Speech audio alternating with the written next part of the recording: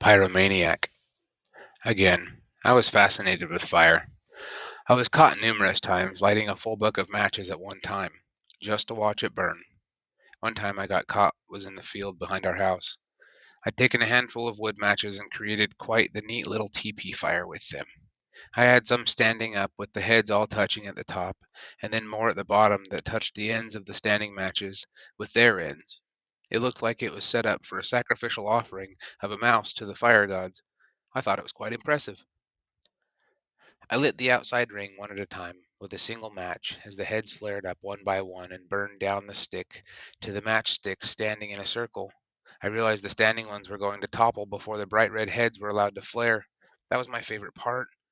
I started grabbing fistfuls of the dry grass that was all around me and feeding the little flames. The orange and yellow of the fire licked at the grass, curling the ends into itself and burning, turning brown, then black, then gray, and finally white as they burned out into the next one in line. The flames were getting closer to consuming the little ball of potassium chlorate and sulfur mix at the tip of the little sticks that were shriveling up from the flames themselves. My anticipation and excitement was peaking with the heat of the flames. Whoomp! I see a slip-resistant soled tennis shoe snuff out my fiery little creation. Not even a puff of smoke for me to savor as it was smashed into the dirt below. My dad picks me up by my right ear and drags me backwards towards the house, screaming inaudible words to me while I'm screaming in pain from my stout, dense frame being dragged to the field by nothing but the skin attaching my ear to the side of my face. I was thrown over the barbed wire fence by a 5 foot 8 inch, 165-pound man raging with anger. He picked me up by the back of my neck, kicked me in the lower back with the flat of his foot, and ordered me to beat him into the house and meet him in the bathroom. This meant I was getting spanked. In our home, the rules were simple and few, and always changing to growing children, as I learned later raising my own boys. One of the main rules for me was not to play with matches. I'd been caught numerous times, and this was pretty much my dad's last strand of patience. I don't know if it happened this same day, but shortly before. But he found a little surprise I'd covered up. Literally. Like I mentioned, I like to watch the whole book of matches flare up and fire off all at once. I would open a book of matches and lay it as flat as I could, then light the open flap cover of the book. I loved watching the flames curl the paper as it creeped its way closer and closer to the little white match heads. Woof! Success. Well, I did that, and I almost got caught one day, but I found the perfect spot to do this to where I could indulge my pyromaniac demon without getting caught. In my bedroom, I would lift up the mattress, and on the top bunk of our bunk beds was a flat sheet of plywood. It was great. I could slide the book across the rail of the bunk to flatten the paper cover and lay it on the plywood to light it. I would hold the mattress up with my head so I could use both hands to prepare my altar. I would light it, watch it flare, inspect the burn marks on the wood, and drop my mattress on the mess to cover it up and hide it from Mom and Dad. Dad found it. All of it. Probably 50 plus matchbooks, burnt to a crisp and snuffed out by my mattress. I was blessed enough for them to have never been hot enough to light my mattress or the plywood on fire after repeated fires in the same spot over and over and over. Needless to say, this was a beating I've never forgotten. I was told to, quote, get into position as Dad raged and huffed over me in the only full bathtub of our house. I saw his weapon of choice, an old, almost flat wooden spoon, cupped just right to suck the fat from my soft little rear end into the cavity in the center of the spoon to make the most terrifying pop, pulling the skin into the scoop and ripping it away from my hind end repeatedly. I was in position. Pants and underwear around my ankles, bent over the side of the tub on my hands and knees, facing the floor of the tub, waiting for the beating to ensue. Pa-pop! Pa-pop! Pa-pop! Over and over and over.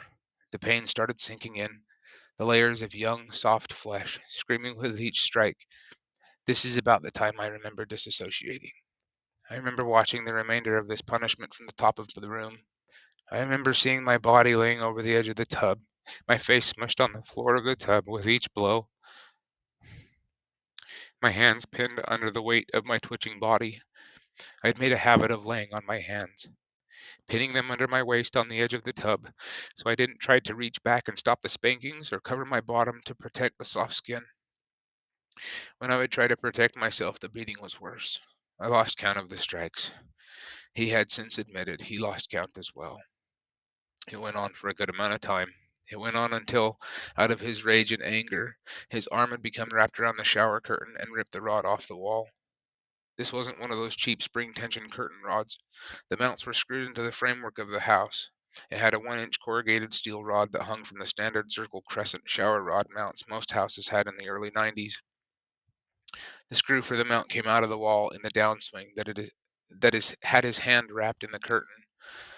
It ripped one side of the mount off, effectively pulling the screw and drywall anchor out of the drywall.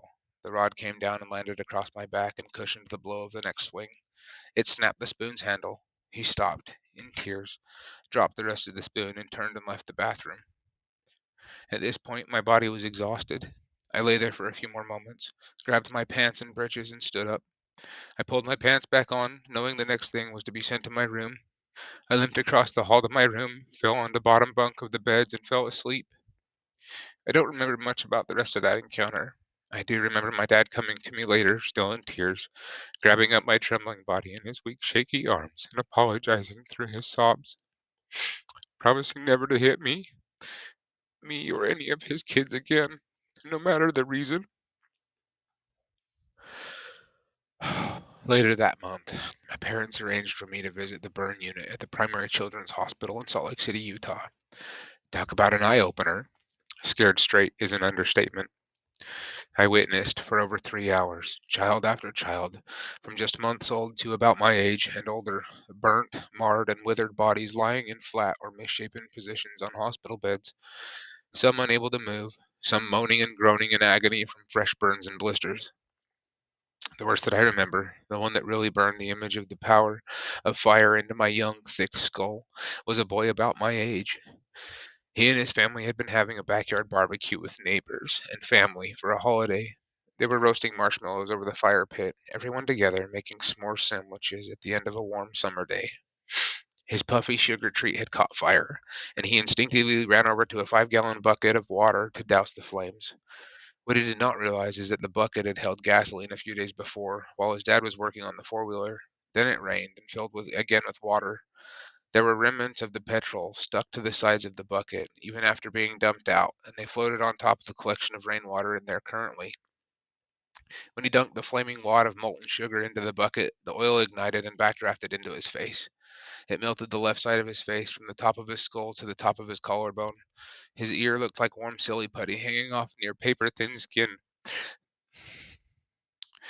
that was plastered to the side of the bone. The charred flesh around his neckline, where his shirt caught fire, was black and blistered up from underneath. Pus and blood seeped and oozed through the crisp skin from the sores and healing under. I couldn't take any more. I retched on the floor from the smell and was rushed out of the room. I was 11, close to 12 when that happened, and to this day, my dad never laid a hands on his kids again. I learned this lesson on disciplining for myself too late in life.